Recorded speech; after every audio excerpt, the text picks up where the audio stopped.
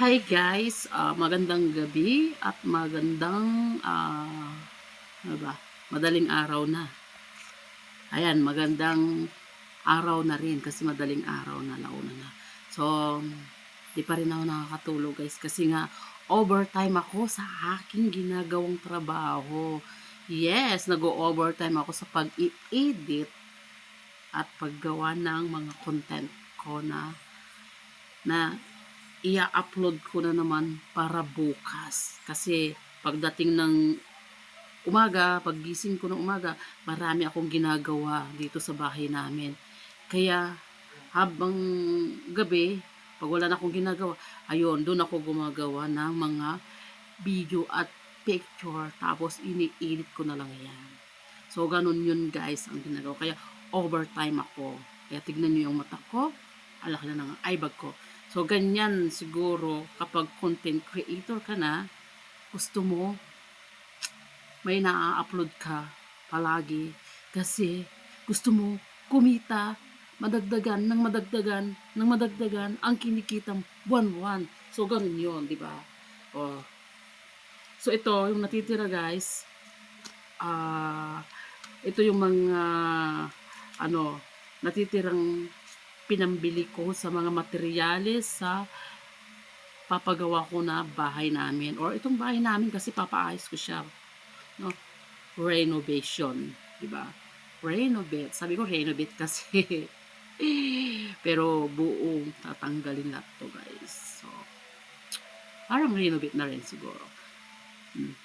So, salamat ako kasi sumahod ako ng medyo maganda-ganda sa aking isang account na kung saan doon ako talagang todo porsigidong nagsisipag at dumidiskarte at sa awa ng Diyos at sana ay magtagal yung aking Facebook na yun o yung aking account na yun, no? Sana magtagal yun, no?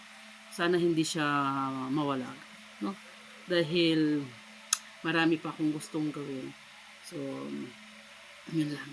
So, itong natitira, pampasahod ko ito sa mga nagtatrabaho dito sa bahay ko. No? So, sa mga pinagkakautangan ng mister ko or ng aking asawa, no?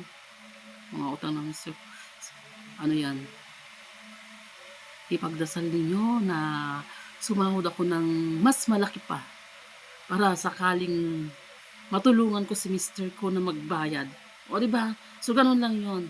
Yung mister ko, alam ko na marami siyang, na pinagkakautangan na. Kasi sinabi naman niya lahat sa akin na. Hindi ko lang kung mayroon pang iba. Yan. Ako, may puso naman ako, no? Kasi katulad nung, nasa ibang bansa kami, ng mister ko, nung nauna siyang umuwi, mga pinagkakautangan niya is binayaran ko rin. Dahil ako yung naiwan doon sa ibang bansa or sa Korea, no? Nung nandun pa kami, ako yung naiwan, nauna siyang umuwi. So, yung mga pinagkakautangan niya, ako yung nagbayad. Kaya, wala rin akong naipon noon. No? Dahil tagabayad ako. At dito naman sa Pinas, dahil kumikita naman ako, 'di ba? Kumikita ako ng ganito. Tama nga yung sabi nila, pag naging content creator ka na, pag naging vlogger ka na, ayan, pag nagkaroon ka na ng maraming views at naging masipag ka, kikita ka talaga ng malaki. O, 'di ba? Nasa diskarte lang 'yan at galing, no? Diskarte at galing lang 'yan. No? At hindi ako nahihiya sa aking mga pinagpo-post o ginagawa.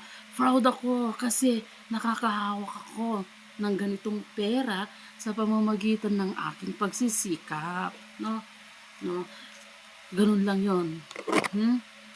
Nagsisikap ako sa sarili kong diskarte at sa sarili kong sipag.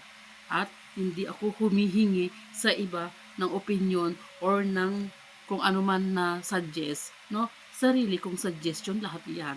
Kaya ayan, naranasan kong kumita. Ako ay ng ibang bansa pero hindi ko naranasan ang humawak ng mga paldo-paldong pera. So ngayon lang ako nakaranas dito dahil naging content creator na ako. O, di ba? So ganun lang yan. Kaya hello sa mga nagsasabi dyan na ganun, no? At hello sa mga nagiging bashers ko. thank you sa pambabas niyo sa akin kasi ito na si tita. No? Hindi naman sa pinagmamayabang ko yung sahod. Sinasabi ko lang yung totoo, no? Sinasabi ko lang yung totoo. Discarded. At hello sa mga naninira sa amin or sa akin. O, diba? Baka sabihin nyo kung saan ko kinukuha yung pinampagawa ko ng bahay namin, na ang pinapapanggawa ko ng bahay namin ay sahod ko iyan bilang content creator. So, ayan, I'm so proud. Proud na proud ako kasi mapapagawa ko ang bahay namin sa pamamagitan ng aking pagsisikap at pagiging madiskarte ko bilang isang content creator. Ang sarap kayong humawak ng ganito, no? Yun nga lang, dadaan lang sa kamay ko ito, guys, lahat. Dadaan sa kamay ko mamaya. Ilang araw lang, wala na. So, ganun lang yun. Pero okay lang yun, guys.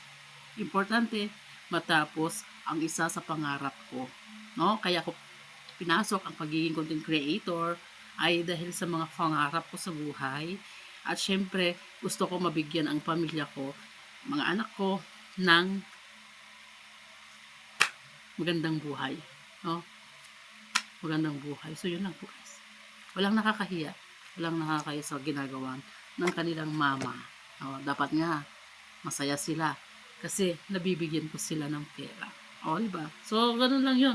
Practical lang tayo sa buhay. Importante, ang kanilang mama or ang tita, hindi nagpapakangkang kung kani-kanino.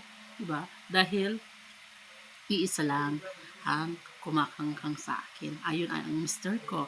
At alam niya, ang mister ko, kung ano mga pinaggagawa ko, at alam niya na ako'y nasa bahay lang at di ako umaalis, no?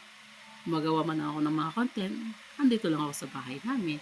At di nakahawakan ng kung sino-sino, di ba? So, ganun lang yun. Maging masaya ka na lang dapat at maging proud. O, di ba? So, ganun lang yun, di ba? So, ang saya-saya. Ako, bibilangin ko na naman kung ilan itong natitira. Baka mamaya kas mag-copy yung mister ko. Kumuha siya. Baka ipaglaro niya ng scatter. So, yun lang, guys. So, dyan na kayo, guys. Ako'y magbibilang na muna.